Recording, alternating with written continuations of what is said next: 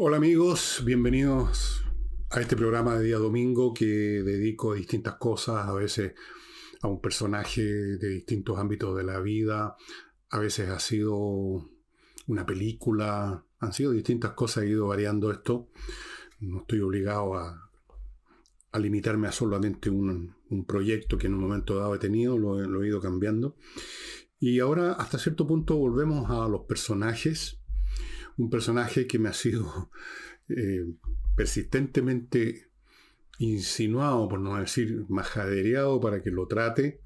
Un personaje importante que yo sé que muchos de ustedes, quizás la enorme mayoría, no conoce, pero ahora lo van a conocer un poco y yo creo que se van a interesar. Los estudiantes de ciencias sociales de hoy, de Chile, no sé si están en mejores condiciones de entender quién es este señor o de saber. Y, en fin, me refiero a un francés, Monsieur Alexis Tocqueville. Su nombre completo era Alexis Charles-Henri Clairaut, conde de Tocqueville. Era aristócrata. Nació en 1805, con Napoleón gobernando, coronándose emperador, y murió de tuberculosis en 1859, o sea, muy joven, 54 años. Muy joven para los parámetros que tenemos hoy en día, ¿no? En esa época más o menos era casi normal morirse a esa edad o incluso antes, ¿no? Y este pensador era un hombre realmente con muchas facetas. Se podría decir que era diplomático, cumplió funciones diplomáticas, era sociólogo cuando todavía casi no existía la sociología, pero ustedes no necesitan que algo exista o tener un cartón pegado en el muro para hacer un trabajo que después se puede categorizar como sociológico. Fue cientista político, lo mismo, no existía eso que hoy llaman cientistas políticos, pero igual estudió el asunto, ya lo van a ver en uno de sus libros. Fue filósofo político, historiador. Y tiene dos obras que son fundamentales. Escribió otras también, tiene una docena o una decena de obras importantes, pero las más importantes, ya les voy a mostrar los ejemplares que yo tengo, son dos. Una que se llama La democracia en América y la otra se llama El antiguo régimen y la revolución, de la cual yo creo que les mostré ese libro hace un tiempo atrás y lo veremos a la pasada de nuevo hoy día. Este señor fue activo en política. Su posición, si tuviera que definirse con los conceptos que se usan hoy día, digamos que era entre centro izquierda y centro derecha, porque cambió con los tiempos. Normalmente el tránsito va de la izquierda hacia la derecha a medida que uno envejece y se va dando cuenta de muchas cosas, cómo funciona la realidad, y se van perdiendo las ideas un poco a veces un poquitito ilusas o demasiado abstractas en la juventud. Uno va más bien yendo de la izquierda a la derecha, eso es una cosa sabida. Y a él le pasó lo mismo, pero básicamente era una persona que, demócrata, con dudas respecto a algunas deformaciones que puede producir la democracia y que las vemos hoy en día en nuestro propio país. Un hombre liberal en sus concepciones sobre todos los asuntos que tocó, desde la esclavitud, etc. Un hombre que tenía temor a lo que llamó el despotismo de las mayorías. Un despotismo además que no es ilustrado como el despotismo que se pretendía que existiera en el siglo XVIII, ¿no?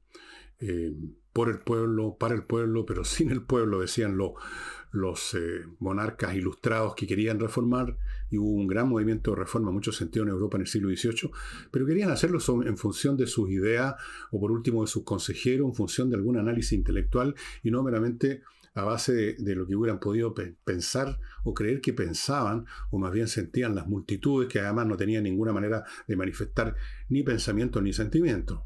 Muy difícil. Entonces, era un hombre que sí, la democracia está bien, pero ojo que tiene una serie de problemas que lo vamos a ver. Él llegó a Estados Unidos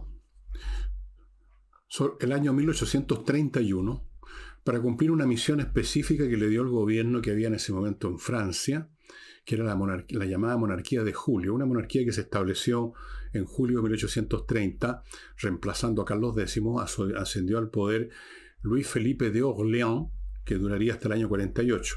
Apenas se inició ese gobierno, lo mandaron a Estados Unidos a que hiciera un estudio acerca del sistema carcelario. Estaban en el mundo de la justicia y de todo ese tipo de cosas.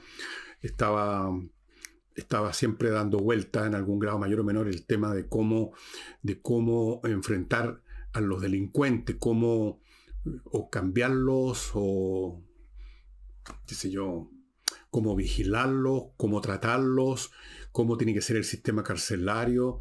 Entonces lo mandaron a estudiar al de Estados Unidos. Pero el hombre se quedó casi un año en Estados Unidos. Hizo eventualmente el informe sobre el sistema carcelario americano, pero él se dedicó a recorrer Estados Unidos, a tomar nota y a ver cómo funcionaba esa sociedad que era la primera gran democracia del mundo. Cómo funcionaba la democracia. Y tenía interés en saberlo porque, bueno, Francia, su país, había pasado ya por la revolución, había tenido lo que se llama la Primera República, después que ejecutaron al rey, la Luis XVI, esto fue el año 90 y tanto, 91, 92, que ejecutaron o 93, que ejecutaron a Luis XVI. Hubo una Primera República que luego fue sustituida por el napoleonismo, y luego llegaron otra vez los reyes, Luis XVIII, Carlos X y Luis Felipe de Orleans, y había siempre un interés por ver cómo podía funcionar una democracia. Entonces tomó muchísimas notas y de ahí salió este libro, que aquí lo tengo en una edición que compré hace millones de años, en castellano, y que está disponible en todos los idiomas, La democracia en América, Alianza Editorial. Y él empieza este libro de la siguiente manera, para dejar en claro su interés. En la introducción dice: entre las cosas nuevas que durante mi estancia en los Estados Unidos llamaron mi atención, ninguna me sorprendió tanto como la igualdad de condiciones. Sin dificultad descubrí la prodigiosa influencia que este primer hecho ejerce sobre la marcha de la sociedad, pues da a la opinión pública una cierta dirección, un determinado giro a las leyes, máximas nuevas a los gobernantes y costumbres peculiares a los gobernados. Y luego digrega: observé que ese mismo hecho, la igualdad de condiciones, extiende su influencia mucho más allá de las costumbres políticas y de las leyes, y que su predominio sobre la sociedad civil no es menor que el que ejerce sobre el gobierno, pues crea opiniones, engendra sentimientos, sugiere usos y modifica todo aquello que él no produce. En el programa de ayer hablé yo de los órdenes mundiales y justamente toqué el tema de que los órdenes mundiales son algo más que simplemente cuáles son las potencias políticas mundiales que tienen el control, que son los hegemones, cuál es la correlación de fuerza. Eso es una parte importante, pero mencioné además que el orden mundial tiene que ver con todos los modos como se estructura una sociedad o un grupo de sociedades, en el caso de la civilización, y que afectan todo, llegando hasta las costumbres de los individuos. Y en cierto sentido, lo que Alexis de Tocqueville hizo fue ver una civilización nueva que estaba emergiendo, podríamos llamarlo así, en Estados Unidos, que se estaba desarrollando, y fue lo que hizo.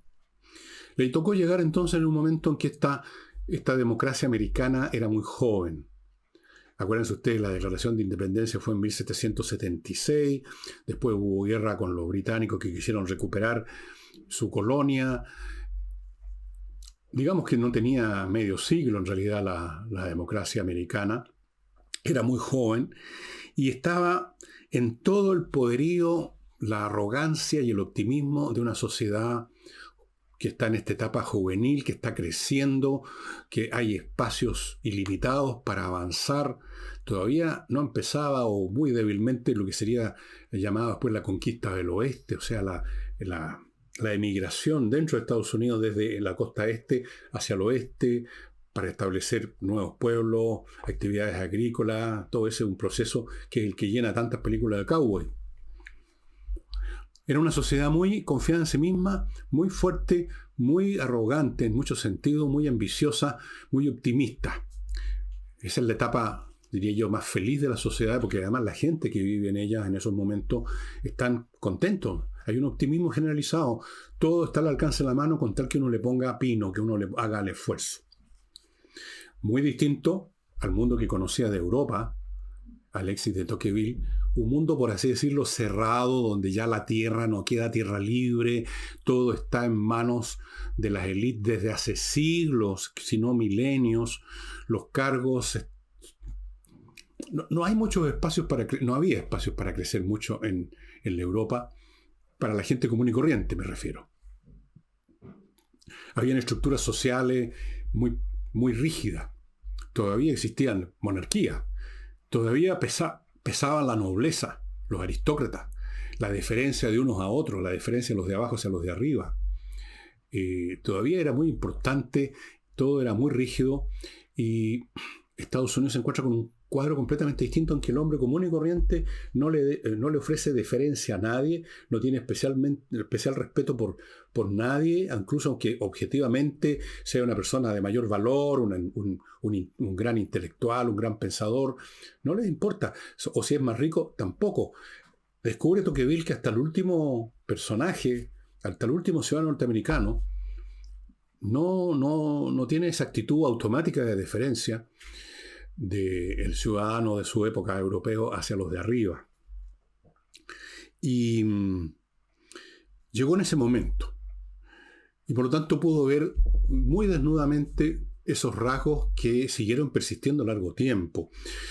Como les dije, Alexis de Tocqueville murió en 1859 de tuberculosis, pero la carrera de Estados Unidos hacia el dominio, al predominio mundial en su momento, seguía desarrollándose, no fue interrumpida por la guerra civil, a pesar de que fue una guerra muy terrible, una guerra que costó 1 millón de bajas, que produjo quiebres culturales que hasta el día de hoy persisten entre el norte de Estados Unidos y el sur de Estados Unidos. Si ustedes van a Estados Unidos y viajan, cosa que pocos hacen, generalmente la gente va o a California, que es otra historia, o van a Nueva York, pero si van al sur, si van a ciudades de los estados sureños, a Tennessee, a Carolina del Sur, a qué sé yo, todo eso, a Luisiana, si van a ciudades como la capital del jazz, allá, New Orleans, es otro mundo, otra cultura. Tiene incluso el inglés que hablan los sureños es distinto al inglés que hablan los norteños. Son dos mundos distintos. Antes era más fuerte la división, ahora es menos, pero todavía se nota. Esa sociedad que conoció Alexis de Tocqueville siguió o desarrolló aún más esos elementos que él vio y que ya voy a examinar y que le preocuparon. Y a finales del siglo XIX ya Estados Unidos estaba dando los primeros pasos a la formación de un imperio de facto, no de derecho, de facto. Eventualmente se haría cargo de Filipinas, eventualmente guerreó contra los españoles por Cuba, no por quedarse con Cuba, sino que para expulsar a los españoles de Cuba. Se desarrolló toda una sensación de que Estados Unidos estaba encargado por la divinidad de cumplir una misión.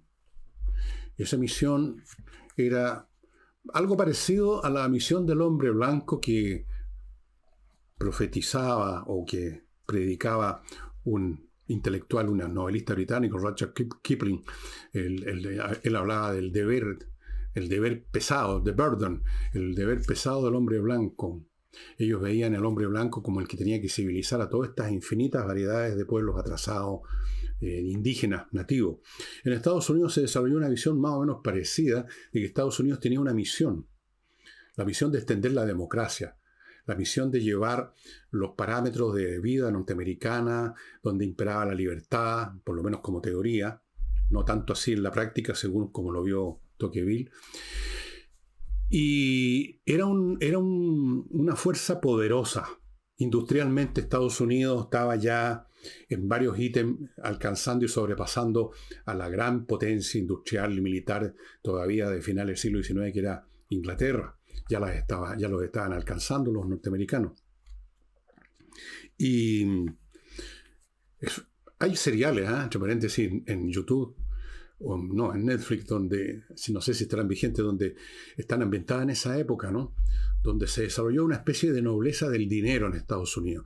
La clase alta, por ejemplo, en Nueva York, eh, de ahí se ambientan muchas seriales y películas, eh, no tenía como origen una larga tradición nobiliaria, familiar, de sangre, no eran nobles de sangre, no era una nobleza de sangre, sino que era nobleza del poder y de la riqueza, que trataban, por supuesto, en grados mayores o menores, con éxito o con no tanto éxito, de refinar sus costumbres y todo, y de frotar sus hombros con los nobles sajones de Inglaterra, y había todo un movimiento entre las dos partes y distintas visiones. Algunos, los ingleses miraban un poquito a huevo, estos nuevos ricos que se pensaban, se trataban de plantear como aristócratas, poco menos. En fin, ese mundo muy potente, muy confiado en sí mismo, es un desarrollo de lo que vio Tocqueville en 1831.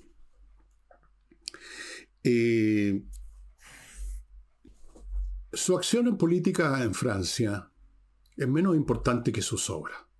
Como les dije, era un hombre de centro-derecha, centro-izquierda, osciló yendo del centro-izquierda hacia la centro-derecha. No tenía una visión cándida sobre la naturaleza humana, como ninguna persona clever la tiene. No se hacía ilusiones.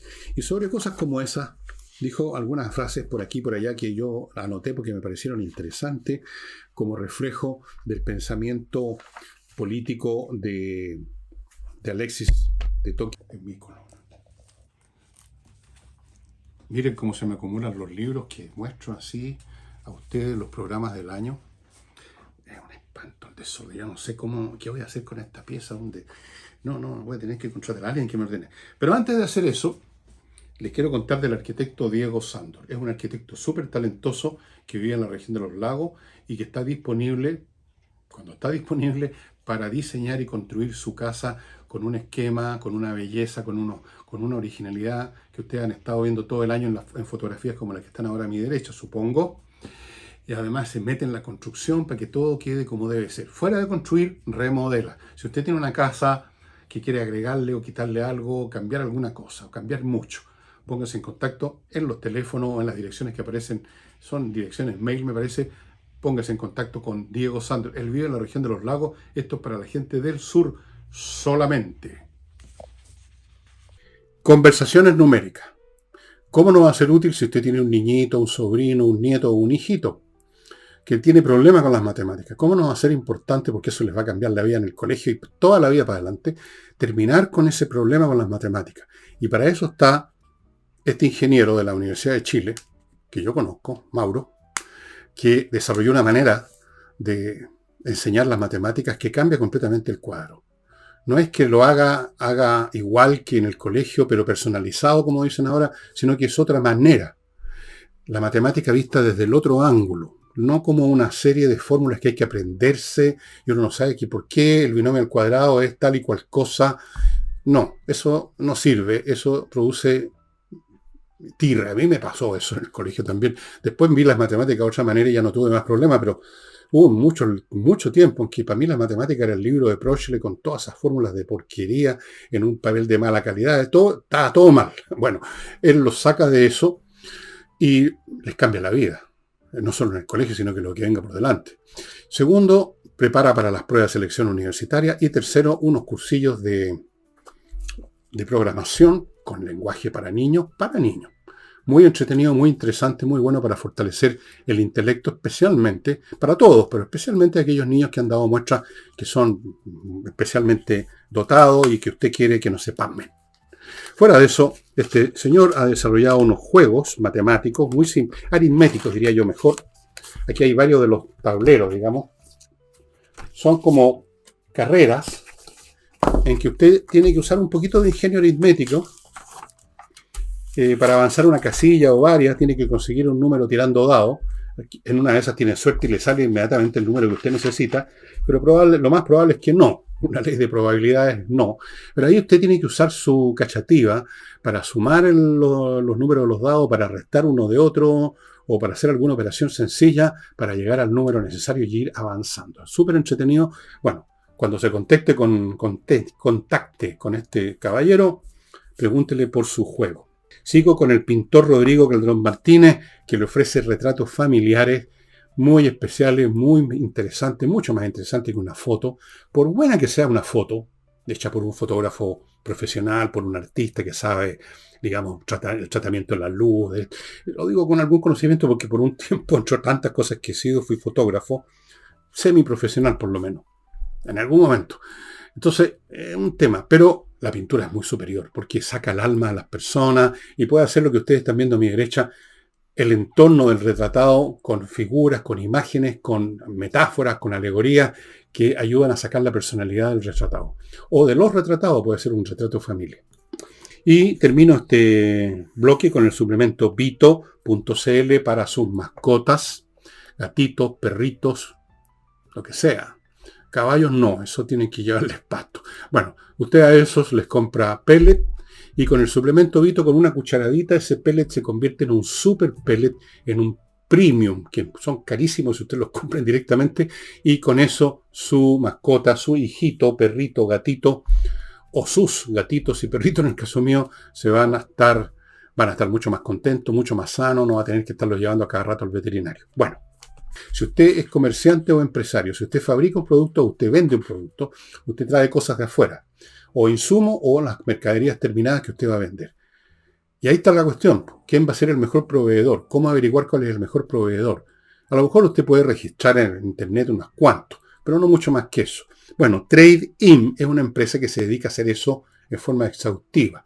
Usted quiere traer unos relojes, o quiere traer unos zapatos, o quiere traer unas partes y piezas para un motor o lo que sea, ellos van a buscar cuál es la fábrica que produce el mejor artículo al mejor precio y van a hacer toda la operación de compra y van a dejar la mercadería en la puerta de su empresa o de su comercio. Trade-In, haga las cosas bien. Hoy en día es un pecado mortal, digamos, no aprovechar estas posibilidades que da el Internet para hacer las cosas al 100%. González y compañía, el bufete de abogados penalistas que se encargan de temas penales, los más serios, los más graves, y no solamente se encargan, sino que son de los mejores de la plaza. Están entre los mejores bufetes de abogados penalistas de Chile. Y lo han probado ganando casos muy importantes que llegaron a los medios de comunicación, que llegaron a la televisión. González y compañía. Bueno, continúo con Monsieur Tocqueville. La frase que les iba a leer, sacada de una de las cosas que escribió en alguno de sus libros, dice, escuchen bien, es muy importante, muy relevante para lo que vivimos hoy día, no solo en Chile, sino que en otras partes. Dijo, esto lo noté textual, hay en el corazón humano un depravado gusto por la igualdad, lo que lleva al débil a desear voltear y traer al fuerte a su nivel. Y eso lleva a preferir la igualdad de la servidumbre a la desigualdad de la libertad. Que para Tocqueville lo fundamental, el valor fundamental en su vida era la libertad. La libertad, Sancho, es el más preciado de todos los bienes, como decía Quijote. Ya sea en la superficie de la tierra o en el fondo del mar, no hay nada más importante.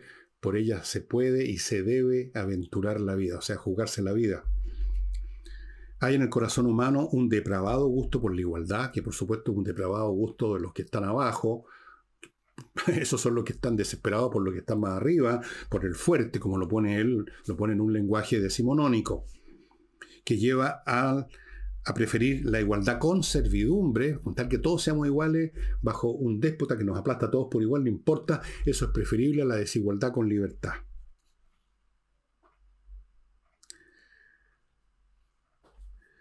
Y su gran temor, el problema que tenía con la democracia, era el temor al imperio de las mayorías, a lo que en un momento dado piensan las doñas Juanitas, en masa, que a veces pueden acertar, pero muchísimas veces cometen errores. Pero además no es solamente un tema electoral. Hay que entender que este concepto del despotismo en las masas, Tocqueville nos está refiriendo meramente a que las masas son las que deciden las elecciones. Siempre, hoy, ahora, En este momento en el mundo las masas son las que deciden las elecciones, la democracia ahora es una democracia de masa. Se refería a algo mucho más, se refería precisamente a lo que les leí al principio, a cómo esto influye en todos los aspectos de la vida. De eso estudió mucho después que hubiera vivido Tocqueville, lo estudió Ortega y Gasset en ese famoso libro La rebelión de las masas. Se imponen sus gustos, se imponen sus estándares, se imponen sus actitudes, se impone su moral, se impone su visión del mundo, y hay del que escapa de ella. Y eso lo dice ya para ese Estados Unidos que él conoció en 1831, donde afirma que usted tiene toda la libertad del mundo para moverse, pero siempre que se mueva dentro del cuadro de las opiniones imperantes, si usted se sale, está sonado. Eso es lo que pensaba Tocqueville que había visto en Estados Unidos, y eso es lo que se ve hoy en todas partes. Si usted se sale de lo que se llama hoy en día con un lenguaje más sofisticado, con más pretensiones, discurso políticamente correcto. Si usted se sale del discurso políticamente correcto, si usted no pronuncia las palabras de la manera adecuada, si usted usa las que están prohibidas, si usted piensa a base de un juicio que no está en coincidencia con el discurso políticamente correcto, usted es excluido de una manera o de otra. Usted es tratado de reaccionario, de fascista, de momio, en fin, de cualquier cosa. Usted es excluido, usted es convertido en un leproso. Y lo vemos todos los días en la vida política, cultural y social, en las universidades. Es tremendo. El fenómeno es peor porque las universidades se supone que son los lugares por eso que se llaman universidades, para que todas las ideas o posturas del universo estén presentes. Y hoy impera un discurso universitariamente correcto, en virtud del cual los profesores o los alumnos que se salen de ahí, literalmente les pueden pegar físicamente, incluso los pueden maltratar, los pueden excluir, los pueden arrinconar. De hecho, es lo que ocurre, y impera una dictadura de esas mayorías muy miope y muy mediocre, impera brutalmente en las universidades, no solo en Chile, sino que en Estados Unidos. Son las que protagonizaron estos sitting en Estados Unidos por la causa palestina, de la cual probablemente el 99% de los que participaban y vociferaban no tenían la más mínima idea, no habían jamás en su vida estudiado la historia del Medio Oriente, pero en absoluto. Si uno le hubiera hecho una prueba de conocimiento sobre cosas básicas, los habría rajado a todos. Estoy seguro que es así, porque ocurre siempre en estas situaciones en que una masa de jóvenes, especialmente, que están convencidos que tienen la verdad, cuando lo único que tienen en realidad es un montón de abstracciones vacías y unos cuantos clichés, es imposible razonar con ellos. E inmediatamente brota la cosa muscular, la cosa machista de la agresión física. Así es. Así que él veía eso en Estados Unidos, veía como la parte negativa de este asunto el predominio de la mediocridad. Si usted se sale de la mediocridad, usted se convierte en un proscrito, literalmente. Y eso va aplastando a las sociedades y las va minimizando y las va haciendo impotentes, y finalmente, pensaba Tocqueville, cuando son todos iguales a nivel bajo, cuando nadie ya se atreve a salir de ahí, por lo tanto, la cobardía moral se convierte en un sistema, en una costumbre, entonces ese material humano está listo para el despotismo, ya no de la masa, de ella misma, sino que el despotismo de algún tipo de Estado opresor. Y eso lo hemos visto. De hecho, estas masas amantes de la igualdad y de que nadie se salga del marquito de ideas que tienen, son siempre muy partidarias de los estados, del Estado. El Estado que mande, el Estado que da instrucciones, el Estado que nos evita tener que pensar por nuestra cuenta, el Estado que castiga a los malhechores que se alejan de las ideas que son compartidas por el piño. Esa frase, bueno, hay muchas más que ustedes pueden encontrar en Wikipedia. Hay un artículo muy largo que ustedes pueden leer, mucho más largo lo que yo estoy diciendo sobre Alexis de Tocqueville, que probablemente, repito, muchos de ustedes no conocen, pero uno puede dejar de lado que conozca o no a Tocqueville y acordarse o no de cuándo nació y murió. Lo importante son sus estudios.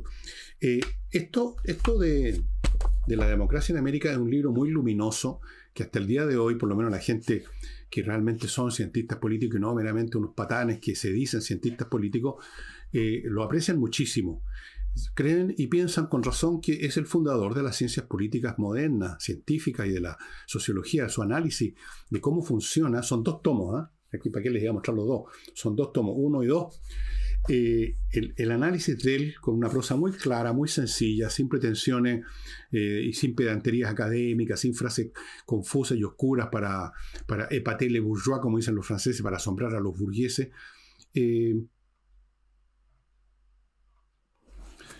Es un libro realmente muy extraordinario y sigue siendo válido porque hay muchos elementos de eso que quedan todavía, aunque Estados Unidos se ha transformado enormemente, ya dejó de ser esa sociedad que llegó a su culminación en cuanto a su optimismo, a su arrogancia, a su poder en 1890, no, en 1900, etc.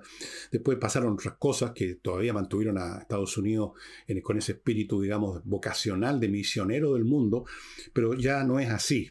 Yo aquí anoté una serie de fechas y fases, pero me las voy a saltar por ahora, para otra vez será. ¿Cómo ha cambiado esto en Estados Unidos? Pero todo lo que dice Tocqueville estuvo vigente gran parte de la historia norteamericana y quedan todavía algunas reliquias culturales, algunos como reflejos condicionados de esa mentalidad misionera de Estados Unidos, que uno la ve de repente en los políticos que quieren cambiar los sistemas políticos de aquí y de allá, que sienten que tienen que evangelizar políticamente el mundo. Y el otro libro que produjo muy importante, que se los mostré a ustedes, Tocqueville, es L'Ancien Régime, la revolución, el antiguo régimen y la revolución, un estudio realmente muy luminoso de la Revolución Francesa, donde básicamente lo que Tocqueville nos muestra y nos demuestra, es que la revolución no hizo sino terminar o poner el punto final con métodos sangrientos y brutales, un proceso de modernización que se había iniciado ya con el antiguo régimen. Y sobre la revolución, a propósito de eso, hizo otros juicios que también son bastante valederos para hoy en día. Referirme a mi primer bloque de publicitario, que lo inicio con el suplemento Vito, amigos. Si usted tiene mascotas, perros, gatos, usted sabe cómo es la cuestión. Hay que comprarles pellet, se enferman de repente y se enferman muy rápido y se mueren muy rápido si uno no los atiende, los animales. Todos los que tenemos mascotas sabemos eso. En 2 o 3 días un perro, un gato se puede ir cortado. Entonces, bueno, hay un suplemento alimenticio que se llama suplemento Vito, que usted lo echa en la comida normal, en los pellets normales, y ese pellet con estos suplementos vitamínicos, etcétera, se convierte en un super pellet, y su mascota, su ser querido, va a estar en mejores condiciones de salud, más contento, el pelo brillante, feliz de la vida. Y eso es lo que queremos con nuestras mascotas, ¿no? Sino para qué tenemos. Así es que suplemento Vito, que usted lo encuentra en vito.cl o prácticamente en todas las mascoterías lo tiene. Prácticamente. Sigo con Oxibiota, que le he mostrado millones y millones de veces. Este polvito, amigos, se mezcla con agua en una cacerolita, en un azafate. Pongamos 1 litro de agua, se convierte en una media hora, 45 minutos en una colonia de bacterias aeróbicas y con eso usted soluciona el problema de los malos olores. ¿Por qué? Porque allí donde usted vierte este líquido con estas bacterias, por ejemplo en el resumidero de la cocina, en el desagüe del baño, en la cámara de la casa, o lo vaporiza en superficies más extensas donde usted no va a estar tirando gotitas, vaporiza, puede hacerlo, por ejemplo en un jardín donde está repleto de material orgánico. Lo que sucede es que estas bacterias destruyen a las otras, que son las anaeróbicas, que inician los procesos de descomposición y con la descomposición vienen los malos olores. De manera tal que esto es un ataque a la raíz del problema. No es taparlo con otro olor, sino que destruir la producción del mal olor. Es santo remedio. Realmente todos los restaurantes deberían tener esto, porque hay algunos que uno apestan. Por eso, por la materia orgánica. Y continúo con A2D, amigos, que les presenté ayer, una empresa de ciberseguridad para que la suya no sufra lo que están sufriendo miles de empresas. El tema de los ataques de hacker ha ido aumentando de una manera tremenda. Se espera para este año un aumento del 120%. ¿Por qué? Porque los hackers están usando maliciosamente un instrumento tan beneficioso para la gente normal, las inteligencias artificiales. Entonces, se meten en su sistema y peor, muchas veces, según los cálculos que hay, 70% de las veces usted no se da cuenta que le están robando datos básicos, que ya sea para hacerle daño a usted o para venderlo. Entonces, ¿qué es lo que hacen ellos? Protección de infraestructuras y sistemas, detección y respuesta a amenazas, análisis de vulnerabilidades, lo primero, capacitación en seguridad de información, respuesta a incidentes y emergencias. Lo primero que hacen es un diagnóstico, descubren dónde están las puertas abiertas de su sistema y ahí ponen remedio. Ojo, aquellos que digan, se pongan ahora en contacto con a2d.cl, los primeros 20, son 20 cupos, que digan que supieron de esto por mi programa, van a recibir gratuitamente el diagnóstico. El diagnóstico. En los diagnósticos lo primero, encuentran algo y ahí empiezan las soluciones, los parches, las barreras, digamos, los diques de contención para que su empresa esté segura. Se pierde mucha plata, se pierde mucho tiempo. Todos sabemos personalmente, todos hemos sido hackeados alguna vez, nos han metido mano en nuestras tarjetas de crédito a las tiendas comerciales, nos han robado, han comprado y tenemos que pagar nosotros, un desastre. Entonces, la seguridad es fundamental hoy en día. ¿Qué es pelote, ah? ¿Qué es pelote? Nos voy a tener que ordenar en estos días de vacaciones. Oigan, y ordene sus cosas también. Por ejemplo, usted tiene una marca comercial y como no es legal, no es obligatorio tener registrado, usted deja pasar el tiempo, incluso se olvida. Y de repente llega un fresco y le dice que él tiene anotada la marca y que tiene que darle la mitad a la empresa. Para que no le pase eso, que no le pase. Póngase en contacto con patriciastocker.com. Son unos profesionales que van a registrar su marca en Chile y en el extranjero y todo va a quedar perfecto, defendido, blindado, renovado, conservado, todo. Y usted va a poder dormir en paz. ¿Y qué dijo de las revoluciones bueno, una de las muchas cosas que dijo, la Revolución Francesa fracasó, y tenía sus razones para pensar que había fracasado, porque los políticos que estuvieron a cargo, o sea, los tipos que llegaban a la convención, a la asamblea legislativa, a la asamblea constitucional, eran personas sin experiencia, demasiado apegados a abstracciones vacías, a clichés de la época de, digamos, los ideales del periodo iluminista, de los Voltaire y de otros. O sea, trataron de instaurar abstracciones que no tienen contenido, que no tienen una expresión en la realidad, y haciendo eso, directo o indirectamente, crearon las condiciones para que se desataran los furores que condujeron a tantas muertes en esa revolución, que produjo resultados ciertamente, pero Tocqueville la considera un fracaso comparando lo que pudo haber sido si hubiera sido bien conducida. Ahora, nunca son bien conducidas las revoluciones, son simplemente empujadas y son, digamos, muchas veces despilfarradas y convertidas en una pesadilla, porque los que se hacen cargo son exactamente eso que nosotros vemos acá en Chile, jóvenes inexpertos que creen que pueden cambiar el mundo haciendo que sus ilusiones, sus espejismos intelectuales respecto a todo se materialicen de una manera mágica, así simplemente invocando, como quien invoca a los santos. Y eso no ocurre. Y esa es la razón, dijo, por lo menos es uno de los elementos sin duda, hay otros motivos y otros mecanismos que causaron lo que la Revolución Francesa terminó siendo. Es un hombre entonces que nos da ideas sobre muchísimas cosas. Si ustedes leen cualquiera de sus libros van a encontrar ideas que son aplicables a muchos ámbitos de la vida de hoy y a muchos aspectos de su presente, pero también de nuestro presente. Y con eso, amigos, termino. Yo recomiendo especialmente, si no les interesa la Revolución Francesa, ok, pero lo de la democracia en América es un tesoro de ideas y de percepciones inteligentes. Aquí hay un capítulo entero que se llama La tiranía de la mayoría. Y aquí dice, por ejemplo, al empezar este capítulo, considero injusta, impía y detestable la máxima de que en materia de gobierno la mayoría de un pueblo tenga derecho a hacerlo todo, y sin embargo sitúo en la voluntad de la mayoría el origen de todos los poderes. ¿Estoy en contradicción conmigo mismo?, se pregunta. existe una ley general hecha o cuando menos adoptada, no solo por la mayoría de tal o cual pueblo, sino por la mayoría de los hombres. Esta ley es la justicia. Y la justicia constituye el límite del derecho de todo pueblo.